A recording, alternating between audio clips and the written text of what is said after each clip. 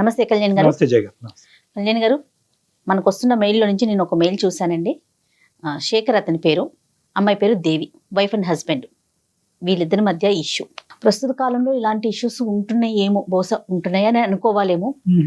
ఒకసారి మాట్లాడండి, మీరు మాట్లాడాల్సిందే ఇది.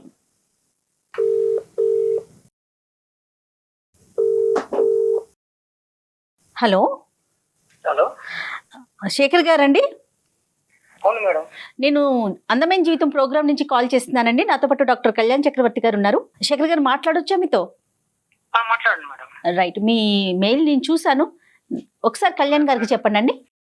శేఖర్ గారు సార్. నమస్తే, డాక్టర్ కళ్యాణ్ చక్రవర్తి అండి. నమస్తే సార్. ఏంటి సార్, ఏమైంది శేఖర్ గారు? ఏం లేదు సార్, నేను మా ఫ్రెండ్ ఇద్దరు చాలా ఫ్యామిలీ ఫ్రెండ్స్ గా ఉంటాం సార్. రైట్. చాలా క్లోజ్ గా ఉండేవాళ్ళం. మ్యారేజ్ కాకముందు నుంచి ఫ్రెండ్స్ బాగా. అయితే మ్యారేజ్ అయిన తర్వాత కూడా ఫ్రెండ్స్ గా ఉంటున్నాం సార్. చాలా క్లోజ్ ఫ్రెండ్స్ గా ఉండేవాళ్ళు. వాళ్ళ ఇంటికి నేను వెళ్తుంటా, వాళ్ళు మా ఇంటికి వస్తుంటారు. చాలా సరదాగా ఉండేవాళ్ళం సార్. కాకపోతే విషయం ఏంటంటే, నేను చూడరాని ఒక దృశ్యం చూశాను సార్. మీ పెళ్ళి ఎంతకాలం అయిందండి? నాకు పెళ్ళయి కనీసం ఒక 7 years అయింది సార్. పిల్లలు ఎంతమంది అండి? ఒక పాప, ఒక బాబు సార్. మీరు వర్కింగ్, ఆవిడ హౌస్ వైఫా? అవును సార్, ఆమె ఇంట్లోనే ఉంటుంది సార్. హౌస్ వైఫ్ అండి ఆమె. మీ ఫ్రెండ్ వర్కింగ్ అండి? అతను కూడా జాబ్ చేస్తూ ఉంటుంటాడు సార్, జాబ్.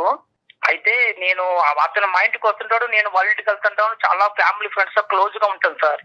కాకపోతే ఈ మధ్య కాలంలో ఏంటంటే, ఒక రోజు నేను అనుకోకుండా బయటికి వెళ్దామని అనుకున్నాను సార్.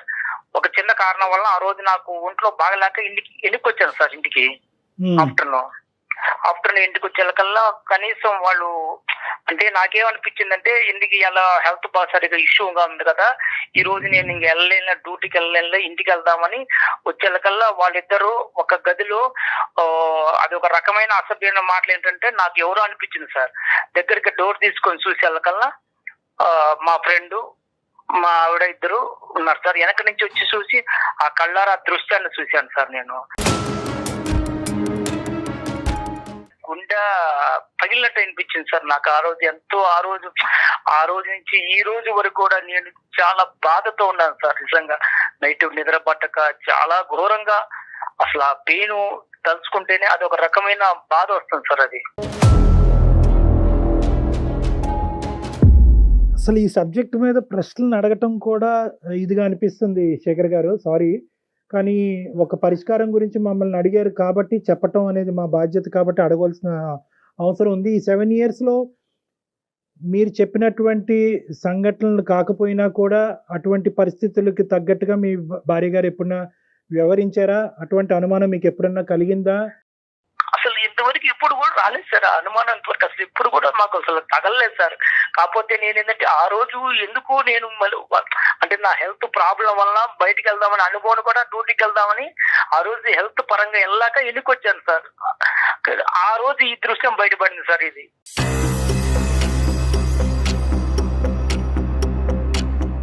శేఖర్ గారు, ఒక్క నిమిషం, మాకు డైజెస్ట్ చేసుకోవటం కష్టంగా అనిపిస్తుంది.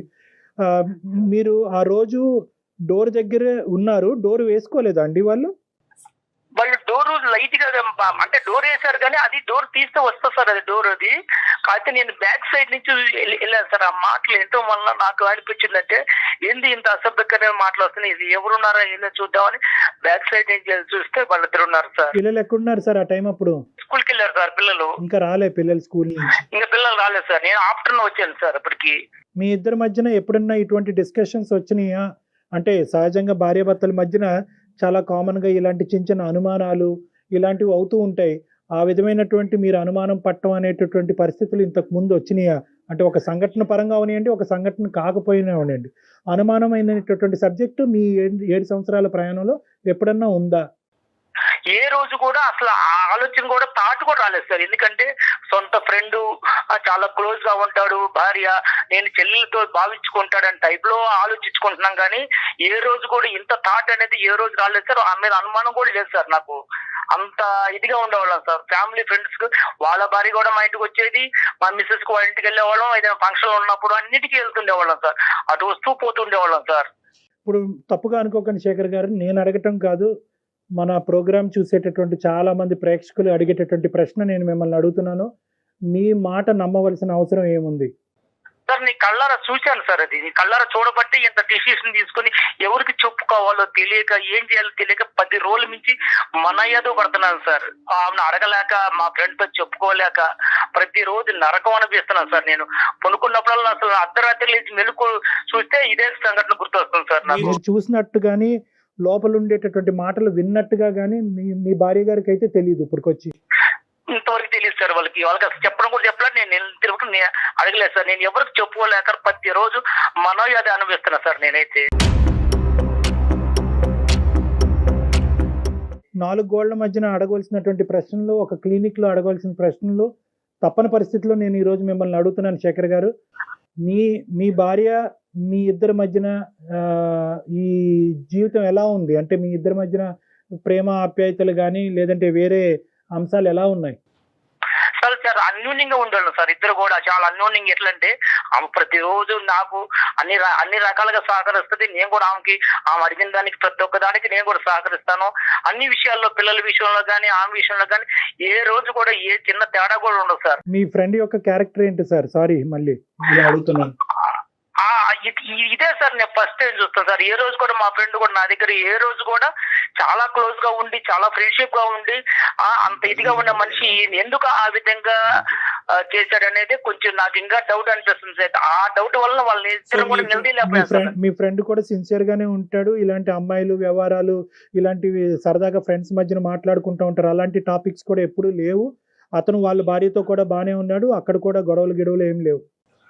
ఏం లేదు సార్. ఏ రోజు కూడా రాలేదు సార్. ఆయనకి ఎంతమంది పిల్లలు? అతనికి ఎంతమంది పిల్లలండి? అతనికి ఒక పాప అండి. మీ ఫ్రెండ్ మీతో ఎలా ఉన్నాడు ఈ 10 రోజులు బట్టి? మీ భార్య మీతో ఎలా ఉంది? ఈ జరిగిన సంఘటన తర్వాత వాళ్ళు నాకన్నా ఎక్కువగా నటిస్తున్నారు సార్. అసలు వాళ్ళకి ఏందో తప్పు చేయలేనట్టుగా నా ముందు వాళ్ళు చేస్తుంటే నాకే ఒక్కోసారి అసహ్యం వేస్తుంది సార్. ఎందుకంటే అంత ఘోరంగా వాళ్ళు నటనలో అంత జీవిస్తున్నారు సార్. ఏమి తెలియనట్టుగా, ఏది అసలు జరగనట్టుగా. కానీ నా మనసుకు తెలుస్తుంది అది ఏంటి ఇంత అప్పటికన్నా వీళ్ళు ఇంకా ఎక్కువగా నటిస్తున్నారు. కారణం ఏంటి? నన్ను అసలు ఏ రకంగా చూస్తున్నారో తెలియట్లేదు సార్. అది ఆ విషయం. శేఖర్, ఒక్క విషయం, ఈ కాన్వర్జేషన్, ఈ ఫోన్ కాల్ ఇలా కంటిన్యూ చేద్దామా లేదంటే పర్సనల్ గా క్లినిక్ లో కలుస్తారా? మీకేం అభ్యంతరం లేదా ఇలా మాట్లాడటం? మాట్లాడే అభ్యంతరం లేదు, కానీ ఈ సమస్యకు సొల్యూషన్ దొరకాలి సార్. నాకు అదేనండి మనసులో బాధ ఎక్కువ. ఏం కావాలి మా దగ్గర నుంచి? ఏం ఎక్స్పెక్ట్ చేస్తున్నారు? నేను ఆమె డైరెక్టర్ గా అడగలేకపోతున్నాను సార్. మీరు కొంచెం మీ ద్వారా అడిగితే ఇలాంటి విషయాన్ని మనం మాట్లాడే విషయం కాదు కదండి. శేఖర్, ఇక్కడ కొద్దిగా సెన్సిటివిటీస్ అనేటటువంటి అంశాలు ఉంటాయి. స్త్రీ గౌరవం అనేటటువంటి అంశం ఉంటుంది. సో ఇక్కడ ఆధారం లేకుండా మాట్లాడటం, ఒక పబ్లిక్ ప్లాట్ఫామ్ మీద ఇంత సెన్సిటివ్ ఇష్యూ మాట్లాడటం అనేది కరెక్ట్ కాదు. అందు గురించి మీకు ఆప్షన్ కూడా ఇచ్చాను. మీరు క్లినిక్ లోకి వచ్చి ప్రైవేట్ గా మాట్లాడతారని అడిగాను. కానీ మీరేమంటున్నారంటే ఇక్కడే నాకు ఆ సొల్యూషన్ కావాలి అని అంటున్నారు. కాబట్టి ఇక్కడ మేము మాట్లాడేదానికంటే మీరు మీ భార్య గారిని, ఎందుకంటే మీకు ఆ హక్కు ఉంది, మీకు అడిగేటటువంటి అధికారం ఉంది, మీ ఇద్దరి మధ్యన ఆ స్వేచ్ఛ ఉంది. కాబట్టి మీరు అడగండి, ఆవిడ రెస్పాన్స్ ఏంటి అన్నది వింటాం. ప్రధానంగా ఈరోజు మీరిద్దరూ మాట్లాడుకోవాల్సినటువంటి అంశం, ఒకప్పుడు ఇష్యూ చేయి దాటి ఇంకో లెవెల్కి వెళ్తున్నట్టుగా అయితే కనుక ఖచ్చితంగా ఆ కాన్వర్జేషన్ అక్కడ ఆపి మీరు క్లినిక్ వచ్చి కలవాల్సిన అవసరం ఉంటుంది. ఓకేనా? ఈ కండిషన్స్ మీద అయితేనే మనం కంటిన్యూ చేద్దాం, లేదంటే కట్ చేద్దాం. మాట్లాడదాం. సరే, ఓకే సార్, మాట్లాడతాం sir. Right, okay, call connect చేయండి.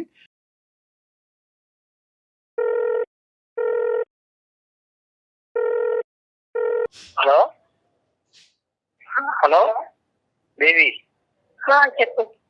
ఏం చేస్తున్నావు? ఏం లేదు, మామూలుగా కూర్చున్నాను. పిల్లలు స్కూల్కి వెళ్ళారా? వెళ్ళారు. ఏం చేసింది ఈరోజు వంట? ఏముంది, వంకాయ కర్రీ వండాను, సగం పెట్టాను. ఇప్పుడు నీతో నేను ఒకటి మాట్లాడాలనుకుంటున్నాను. మరి నువ్వు ఫ్రీగానే ఉన్నావా ఇప్పుడు, లేదా వంట కార్యక్రమంలో ఉన్నావా? లేదు, వంట అయిపోయింది. చెప్పు. ఏం లేదు, నాకు కొంచెం మనసు బాధ అనిపిస్తుంది ఒక విషయంలో. దేనికోసం అంటే అది ఎలా చెప్పాలో నాకే తెలియట్లేదు. అది చెప్పడానికి కూడా నాకు అసలు మైండ్ సహకరించట్లేదు. నువ్వు చెప్తేనే కదా నాకు తెలిసేది. నాకెలా తెలుస్తుంది? నీకెలా తెలుస్తుంది అంటే అసలు ఈ మధ్య నీ దృష్టిలో ఏమి జరగలేనట్టుగానే నాకు చెప్తున్నారు ఎందుకని నువ్వు మీరు దేని గురించి మాట్లాడతారో నాకు అసలు అర్థం కావట్లేదు. దేని గురించి మాట్లాడింది ఇది నాకు అర్థం కావట్లా. నువ్వు మాట్లాడేది కొంచెం అర్థం చేసుకోవడానికి ట్రై చెయ్యి. నాకంటూ ఇప్పుడు నీకంటూ ఏం తెలియదు అసలు. నువ్వు చెప్తేనే కదా నాకు తెలుస్తుంది, నాకెలా తెలుస్తుంది? నీకెలా తెలుసుదా? అసలు కొంచెం మైండ్ తో మాట్లాడుతున్నావు, మైండ్ లేకుండా మాట్లాడుతున్నావు నువ్వు. అదే నువ్వేం మాట్లాడుతున్నా ఫస్ట్ అది ఆ క్వశ్చన్ నేనయ్యాలి, నువ్వు కాదు. నేను చెప్పాలా? నా నోటితో చెప్పించాలనుకుంటున్నారా మీరు? నీకు తెలీదా ఏం జరిగింది కూడా తెలీదా? అంటే నీ స్వార్థంగా నువ్వు చూసుకుంటున్నావు కానీ మనిషికి ఎందుకు ఇంత 10 వేల నుంచి మనిషి ఎందుకు బాధపడుతున్నాడు, ఎందుకు వస్తున్నాడు, సరిగా ఉండలేదు, మాట్లాడలేదు, పిల్లలతో మాట్లాడలేదు, కనీసం ఏమైనా కొంచెమైనా ఒక రవ్వంతైనా ఆలోచిస్తున్నావా? మీరు వెళ్ళొచ్చిన దానికి మీరే సరిగ్గా ఉండట్లేదు, సరిగ్గా తినట్లేదు, సరిగ్గా ఉండట్లేదు. ఏమైందని జరిగినా మీరు ఏమి మాట్లాడలేదు. ఇప్పుడు మీరు ఏదేదో మాట్లాడేస్తే నాకు ఎలా తెలుస్తుంది? మీ మధ్య ఈ మధ్య కాలంలో నీకేం తెలియట్లేదు అసలు. నువ్వేం చేసావో కూడా నీకు తెలియట్లేదా దేవి? నీకేం తక్కువ చేశాను నేను? కనీసం ఏ విషయంలో తక్కువ చేశాను చెప్పు. బట్టల విషయంలో తక్కువ చేశానా, తిండి విషయంలో తక్కువ చేశానా, లేకపోతే మనం ఏదైనా సరదాగా టూర్ వెళ్ళాలన్నప్పుడు ఏ రోజైనా నువ్వు అడిగితే తీసుకెళ్ళకుండా, లేకపోతే ఎక్కడ సినిమాల విషయంలో తక్కువ చేశాను, ఏ విషయంలో తక్కువ చేశాను నన్ను ఇదిగా చేసావు నువ్వు అసలు? మీకు మీరు అలా మాట్లాడుకుంటూ వెళ్ళిపోతున్నారు. నేను ఏం తక్కువ చేశాను? ఏ రోజైనా మిమ్మల్ని క్వశ్చన్ మార్క్ వేసానా? ఏ రోజు కూడా మీరు చూడలేదని నేను అన్నానా? మరి నువ్వు చేసిన ఒక్క ప్రాబ్లం వల్ల నేను ఎంత నరకం అనిపిస్తున్నాను తెలుసా? నేను ఈ రోజు వరకు ఎవరికి చెప్పుకోలేక, ఫ్రెండ్స్ చెప్పుకోలేము, చెప్పుకునే సమస్య కాదు, తల్లిదండ్రులు చెప్పుకునే సమస్య కాదు, ఎవరికి చెప్పుకునే సమస్య కాదు. ఇది కళ్ళారా చూసినా అన్నంతగా అనిపిస్తుంది తప్ప అది నిజమో కాదు అని కూడా నాకే భ్రమ కలుగుతుంది.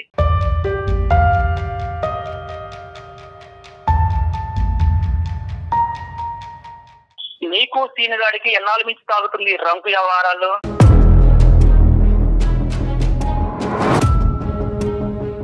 ఏం మాట్లాడుతున్నావు అసలు? ఏం మాట్లాడుతున్నావా? మైండ్ ఉంటే మాట్లాడుతున్నావా? అంటే నీకు తెలియదా సీనిగాడికి నీకు ఎన్నాళ్ళ నుంచి సాగుతుందో తెలీదా? అర్థం అవుతుందా? ఏదేదో మనసులో ఏదో పెట్టుకొని ఏదో మాట్లాడుతున్నారు. అందమైన జీవితంలో కళ్యాణ్ చక్రవర్తి గారు సైకాలజిస్ట్ గారు ఉన్నారు. కావాలంటే నువ్వు ఎంతకాలం నుంచి తాగుతుందో ఈ రంకు ఆయనే తేలుస్తారు. అది ఆల్రెడీ మాట్లాడుతున్నావు. శేఖర్, మీరు కాదు నాన్న, ఇప్పుడు ఓకే నువ్వు మాకు ఫోన్ చేసావు, ఓకేనా, నీకు ఒక ఇబ్బంది ఉందని ఫోన్ చేసావు, డాక్టర్ గారు ఉన్నారు, డాక్టర్ గారు వింటున్నారు, డాక్టర్ గారు తేలుస్తారు అని చెప్పి ఆ అమ్మాయి థ్రెట్ చేయవలసినటువంటి అవసరం లేదు. ఆ అమ్మాయితో మాట్లాడేటప్పుడు మమ్మల్ని పావుగా వాడుకోవద్దు, ఇది చాలా సున్నితమైనటువంటి అంశము, చాలా జాగ్రత్తగా డీల్ చేయవలసినటువంటి అంశము, ఇక్కడ డాక్టర్ గారు ఉన్నారు, అతను వింటున్నాను కాబట్టి నీ యొక్క కథ అంతా నేను బజారు కీడుస్తాను అనేటటువంటిది కాదు. ఇది భార్యాభర్తలకు సంబంధించినటువంటి ఒక సున్నితమైనటువంటి అంశం. మీరు సున్నితంగా ఆ అమ్మాయిని అడగండి. మీరు ఇంతకాలం ఎలాగైతే ప్రేమతో ఆ అమ్మాయిని చూసుకున్నారో అదే ప్రేమతో ఈ అంశాన్ని అడగండి. తన నుంచి నిజాన్ని రాబట్టుకునేటటువంటి ప్రయత్నం చేయండి. అమ్మ ఎవరు దేవి అమ్మ, సారీ అమ్మ, ఇది ఏంటంటే అతను కాల్ కనెక్ట్ చేసినప్పుడే మేము ఉన్నాము అనేటటువంటి అంశం ఒక భర్తగా నీకు చెప్పవలసినటువంటి అవసరం ఉంది. కానీ అతను అది చెప్పలేదు. బహుశా అతను కూడా చాలా సందిగ్ధ పరిస్థితిలో చాలా భావోద్రేకంతో ఉన్నాడు కాబట్టి అది చెప్పలేదు. కానీ ఈరోజు మా పాత్ర అనేటటువంటిది కేవలం అతను ఈ అంశం చెప్పి మాకు ఫోన్ చేశాడమ్మా, డాక్టర్ గారు నేను ఇలాంటి చూడకూడనటువంటి ఒక భయానకమైనటువంటి ఇష్యూ నేను చూశాను నా భార్యకి వేరే వ్యక్తికి మధ్యన. అయితే అది నేను డైరెక్ట్గా ఈ 7 సంవత్సరాలు బట్టి మా ఇద్దరి మధ్యన అటువంటిది ఏది లేకపోవటం వల్ల డైరెక్ట్గా నేను అడగలేకపోతున్నాను, మీరు అడుగుతారా అండి అని అడిగాడు. చాలేవయ్యా, మేము అడగటం కాదు, మేము ఫోన్లోనే అసలు ఇలాంటివి డిస్కస్ చెయ్యం, కావాలంటే హాస్పిటల్కి వస్తావా, 4 గోళ్ల మధ్యన మాట్లాడదాం అంటే లేదు సార్, అది ఇక్కడే తేలాలి. సో ఈ అంశం గురించి ఒక నిమిషం నాన్న, నీ పర్మిషన్ తీసుకోవాలి, నీ కన్సెంట్ తీసుకుని మేము కంటిన్యూ చేయాలి. ఈ ఇష్యూ అతని మనసులో ఒక భావోద్రేకం ఉంది, ఒక వేదన ఉంది, ఇది ఈ రోజు ఇక్కడే తేల్చుకోవాలని అనుకుంటున్నాడు. ఈ ప్లాట్ఫామ్ మీద, అందమైన జీవితం అనేటటువంటి ఈ ప్లాట్ఫామ్ మీద నేను డాక్టర్ కళ్యాణ్ చక్రవర్తి, మన సీనియర్ యాంకర్ జయ గారు, మేమిద్దరం ఈ కేసు డీల్ చేయటం అనేది నీకు ఇష్టమేనా, లేదా క్లినిక్ వచ్చి 4 గోళ్ల మధ్యన మాట్లాడాలని అనుకుంటున్నావా? ఫస్ట్ ఆయన ఏం చెప్తున్నారు అన్నది నాకు క్లారిటీ లేదు సార్. ఆయన నా మీద బురద చెల్లుకునే ప్రయత్నం చేస్తున్నాను సార్. అదే నాన్న, నీకు ఓకే అంటే కనుక ఫర్దర్గా వెళ్దాం. సో బేసికలీ ఏంటంటే ఒక 10 రోజుల క్రితం నీ భర్త గారు నిన్ను వేరే వ్యక్తితో చూశాడంట. సో అది అతను చాలా మనస్తాపం చెందాడు. ఏం చూశాడు, ఎలా చూశాడు, ఇవన్నీ వద్దమ్మా, ఇవన్నీ మనం మాట్లాడుకోవద్దు. కానీ అతను చూశాడంట. సో దాని గురించి మీ అభిప్రాయం. సరే చూసేటప్పుడు అప్పుడే అడగాలి కదా సార్. ఆయన మనసులో ఏదో పెట్టుకొని నా మీద పొద్దు చెల్లే ప్రయత్నం చేస్తున్నాడు సార్. మనసులో ఏదో పెట్టుకున్నాడు. ఏం జరిగింది నీకు తెలియదు, నువ్వు ఏం చేస్తావు తెలియదా నీకు? ఏం జరిగింది? ఆ రోజు నేను పట్టుకుంటే నీ పొరుగు పోయి తెలుసా? ఆ రోజు నేను పట్టుకుంటే నీ పొరుగు పోయి తెలుసా?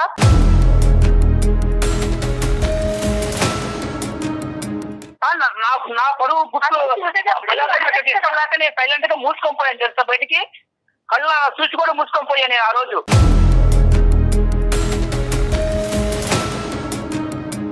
అసలు నీకు పిచ్చి నాటకాలు ఆడక నాటకాలు అడిగాను సార్. చెప్ప ఏం మాట్లాడుతావు తెలుసా? నువ్వు ఏం మాట్లాడుతున్నావు? నా మీద పొడుగు వెళ్ళే ప్రయత్నం చేసుకుంటూ నువ్వు ఏదేదో మాట్లాడుకుంటూ కొన్ని ఇస్తారాజం అయిపోయింది అంతాను.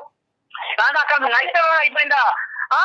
ఆ రోజు నిన్ను కానీ నేను నిద్ర రెడ్డి పట్టుకోండి కానీ నేను నిలదీస్తే నీ జీవితం ఏమైపోయింది తెలుసా? ఒక పక్క వాళ్ళ ఆవిడ దగ్గర వాడు పొరుగు పోయేది, ఒక పక్క నీకు మాత్రం అప్పుడు ఎంత ఘోరంగా ఉంటుంది తెలుసా జీవితం అంటే. మీ చుట్టాలు ఉన్నారు, మా చుట్టాలు ఉన్నారు, అడగడానికి వాళ్ళు ఎవరు లేరా? ఎవరు గుట్టి ఈ రోజు తీసుకొని వచ్చి ఆయన నువ్వేంటి, అసలు నువ్వేం చెప్తున్నావు ఏంటో తెలీదు.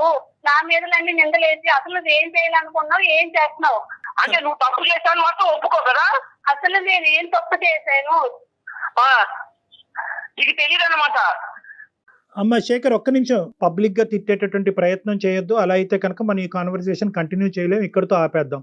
నెంబర్ 1, అది ఫస్ట్ మీరు గుర్తుపెట్టుకోండి. I know you're emotionally hurt, కాదనట్లేదు. ఈ తప్పు ఎలా జరిగింది అనేటటువంటి ప్రశ్న అనేటటువంటి రకరకాలు ఉన్నాయి. కానీ అసలు ఫస్ట్ ఆఫ్ ఆల్ ఆ అమ్మాయి మాట్లాడేటటువంటి అంశాలు మనం విందాం. అసలు తప్పు జరిగిందా లేదా, అసలు నువ్వు చూసింది ఏంటి, జరిగింది ఏంటి అనేటటువంటి అంశాలు ప్రధానంగా మనం మాట్లాడుకుంటే కనుక ఒక క్లారిటీ వస్తుంది. ఆ తర్వాత ఏం చేయాలన్నది ఆలోచిద్దాం.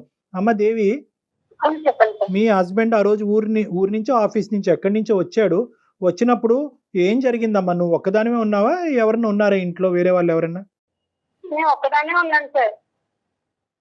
మీ భర్త గారు ఇంతకు ముందు ఎప్పుడన్నా నిన్ను అనుమానించారా ఈ విధంగా వేరే మగవాళ్ళతో? లేదు సార్, అసలు అనుమానించి. మరి ఇలాగ 7 సంవత్సరాల తర్వాత మీ భర్త గారు ఇలాంటి ప్రశ్న అడుగుతున్నారంటే కనుక అతను కలగంటున్నాడా, భ్రమపడుతున్నాడా, వాస్తవమా? ఈ 10 రోజులు పెట్టి ఆయన అసలు మతి సిమితి ఉందో లేదో నాకు అర్థం అవ్వట్లేదు సార్. ఆయన అసలు సరిగ్గా మాట్లాడట్లేదు, వండించి తినట్లేదు, సరిగ్గా ఉండట్లేదు, పిల్లలతో కూడా సరిగ్గా మాట్లాడిందే లేదు. డాడీ అని పక్కకి వెళ్ళినా కానీ లేకపోయి వెళ్ళిపోతున్నాడు. తనే వేడిస్తున్నాడు, తను మొదలు పడ్డాడు. అలా ఎందుకు జరుగుతుందని తెలుసుకునే ప్రయత్నం చేసినా కానీ నాకు అస్సలు రెస్పాన్స్ అయ్యట్లేదు. అలా కదా, ఈ 10 రోజులు బట్టి అతని మానసిక పరిస్థితి గురించి మాట్లాడలేదు తల్లి. కానీ ఆ రోజు జరిగినటువంటి సంఘటనలో ఇంట్లో నీతో పాటు ఎవరన్నా ఉన్నారా? మిగతా అంశాలు నేను అడగనమ్మా. లేరు సార్, ఎవరు లేరు. ఆయననే అంతగా చూసే సందర్భం ఉంటే ఆ రోజు ఏం చేశారు సార్? నోట్లో ఏమన్నా మట్టి గడ్డలు ఏమన్నా పెట్టుకున్నారా? అమ్మా అది కాదమ్మా.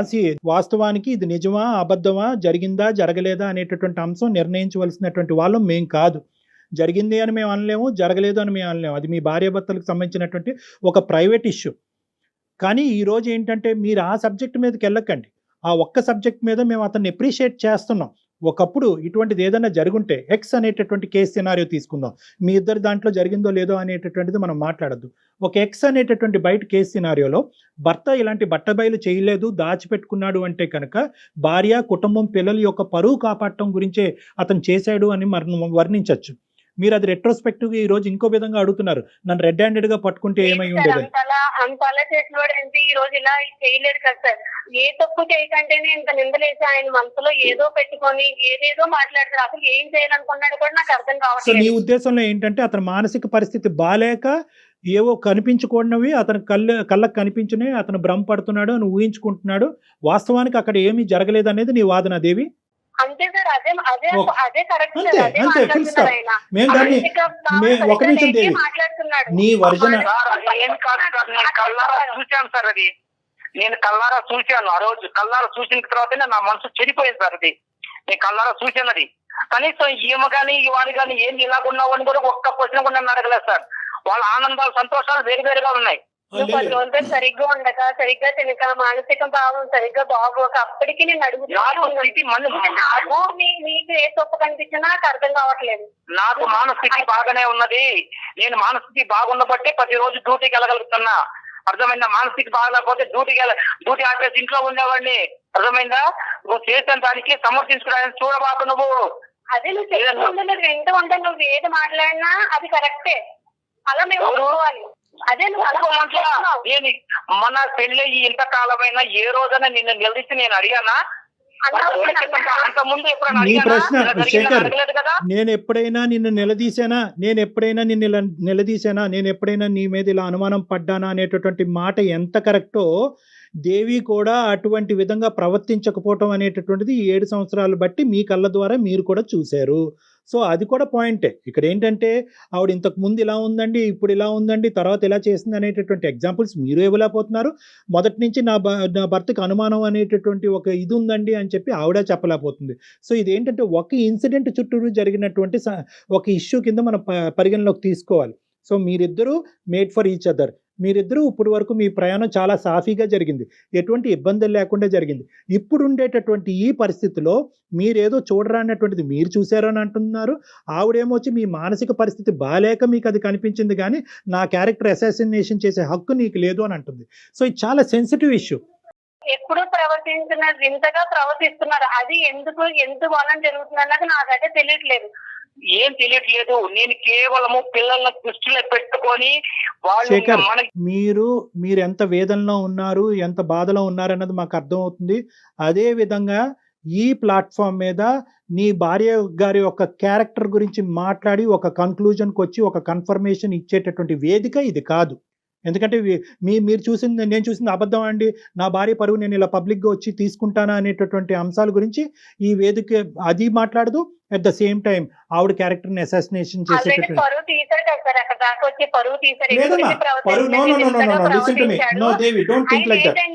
వేరే ట్రాక్ లోకి ఎక్కడికో వెళ్ళాలన్న ప్రయత్నంలో నా మీద బురద చెల్లే ప్రయత్నం చేస్తున్నాడని ఈజీగా నాకైతే అర్థం. ఇదేం కొత్త ఇదమ్మా, ఏంటి అతను ఏ ట్రాక్ లో వెళ్తాడు? ఇంకో ట్రాక్ అంటే ఇంకోటి ఆయనకి ఏదో ఉందండి మనసులో, ఏదో కాదు. నేను వేరే వాళ్ళతో మాట్లాడుతున్నాడు తను. కాదు, నేను వేరే వాళ్ళతో ఎవరితో థియేటర్లో చూసావా? పోనీ నా గురించి ప్లాట్ ఎప్పుడైనా విన్నావా? ఒకసారి క్లినిక్ వచ్చి మాట్లాడినట్టు బాగుంటుందేమో కళ్యాణ్. శేఖర్, ఇక్కడతో ఆపుదాం. ఒక్క నిమిషం దేవి, అమ్మ దేవి, ఏమండి శేఖర్ గారు, మనం ఇక్కడతో ఆపవలసినటువంటి అవసరం ఉంది. ఎందుకంటే ఇది ఒక పబ్లిక్ ప్లాట్ఫామ్. ఇక్కడ ఇంత సున్నితమైనటువంటి అంశాలు సహజ సిద్ధంగా మేము డిస్కస్ చేయము. కానీ టాపిక్ కాస్త మొదలైన తర్వాత ఎక్కడో చోట దీన్ని ఒక కంక్లూడ్ చేస్తే కనుక అట్లీస్ట్ మీరు ఈ రోజు ఇంటికి వెళ్ళిన తర్వాత మీ ఇద్దరు గొడవ పడకుండా ఉంటారు, మీ ఇద్దరు యొక్క సేఫ్టీ మేము కాపాడినటువంటి వాళ్ళం అవుతాం అనే ఉద్దేశంతోనే ఈ సబ్జెక్ట్ కొంతవరకు ప్రొలాంగ్ చేయడం జరిగింది. ఇక్కడ 2 అంశాలు నేను పరిగణలోకి చెప్పాలి అని అనుకుంటున్నాము. దేవి గారు, ఇక్కడ మీ క్యారెక్టర్ ఎవరు అసాసినేట్ చేయలేదు, ఎవరు కూడా మిమ్మల్ని వేలెత్తి చూపెట్టలేదు, మీరు తప్పు చేసినట్టుగా ఎవ్వరూ మాట్లాడలేదు. మీ భర్త గారు ఒకటి చూశారు అన్నారు, అది మిమ్మల్ని ప్రశ్నించారు, మీరు అది ఖండించారు, ఇది కరెక్ట్ కాదన్నారు, సబ్జెక్ట్ అక్కడ అయిపోయింది, అంతే. You are the same person as you are.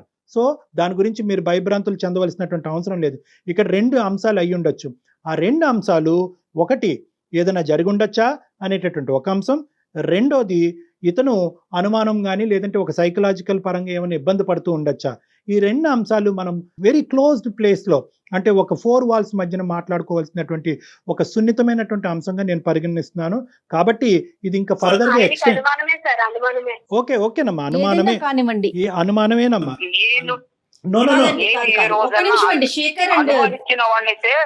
Friend ఎందుకు ఇంటికి రానిస్తాను, నాతో ఉన్న క్లోజ్ ఉన్న ఫ్రెండ్ ని కూడా ఇంటికి రానిస్తారంటే మీరు 100 చెప్తే ఆ అమ్మాయి 200 చెప్తుంది. Okay, this thing will prolong for ever and ever. So నా ఉద్దేశం ఏంటంటే ఆపండి, ఇక్కడి వరకు ఆపండి. మీరు వచ్చి నన్ను పర్సనల్గా కలవండి, మనం క్లినిక్లో కూర్చుందాం, మాట్లాడుకుందాం. ఈ సబ్జెక్ట్ని ఇక్కడితో ఆపండి. దయచేసి ఎవరు పెద్ద పెద్ద నిర్ణయాలు తీసుకోవద్దు. ఎవరి సేఫ్టీ, మీరు పిల్లల గురించి ఉన్నారు, దీని గురించి నిందించుకోవద్దు. మళ్ళీ నా దగ్గరకు వచ్చేంత వరకు ప్రశ్నించుకోవద్దు, నిందించుకోవద్దు, అలజడి చెందొద్దు, గొడవ పడద్దు. ఎందుకంటే పిల్లలు ఉన్నారు, చిన్న పిల్లలు ఉన్నారు, వాళ్ళు ఇబ్బంది పడతారు. ఇది ఏదన్నా ఉంటే కనుక, ఈ సబ్జెక్ట్ ఏదైనా డిస్కషన్ ఉంటే కనుక అది నా రూమ్ లో మనం మాట్లాడుకుందాం. డాక్టర్ గారిని కలిసే ప్రయత్నం అయితే చేయండి. 7 years పాటు మీరిద్దరు చాలా హ్యాపీగా ఉన్నారు. ఏదో ఒక ఇష్యూ వల్ల, అది నిజం అవ్వచ్చు, అబద్ధం అవ్వచ్చు, భ్రమ అవ్వచ్చు, కళ అవ్వచ్చు, ఏదన్నా అవ్వచ్చు, కానీ ఒక్క ఇష్యూ వల్ల దయచేసి జీవితాలను పాడు చేసుకోవద్దు.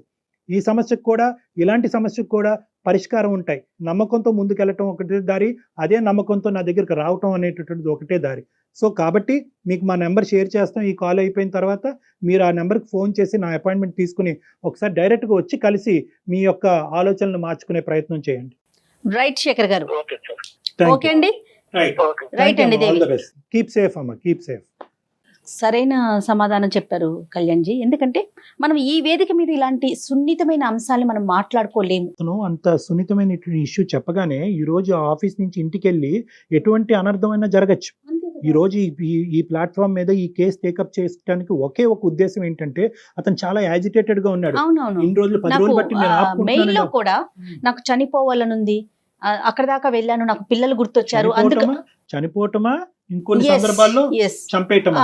సో ఈ రెండు రిస్క్స్ ఉన్నాయి కాబట్టి అట్లీస్ట్ అతనిలో ఉండేటటువంటి ఈ వేదన, ఈ వేడి తగ్గించి వేరే ప్లాట్ఫామ్ దగ్గరికి వస్తే కనుక ఒక సొల్యూషన్ దొరుకుతుందనే నమ్మకం ఇవ్వటమే. ఖచ్చితంగా వాళ్ళు మనకి కాంటాక్ట్ చేసి ఇమీడియట్ గా వాళ్ళతో మాట్లాడే ప్రయత్నం చేయండి కళ్యాణ్ జీ. షూర్ అమ్మా. రైట్ అండి. థ్యాంక్ యూ సో మచ్ అండి. Thank you. నమస్తే. అందమైన జీవితం మరిన్ని ఎపిసోడ్స్ కోసం సుమన్ టీవీ లైవ్ ఛానల్ ని సబ్స్క్రైబ్ చేసుకోండి. ఈ వీడియో కనుక మీకు నచ్చినట్లయితే లైక్ చేయండి, షేర్ చేయండి. మరిన్ని వీడియోస్ కోసం మా ఛానల్ ని సబ్స్క్రైబ్ చేయండి.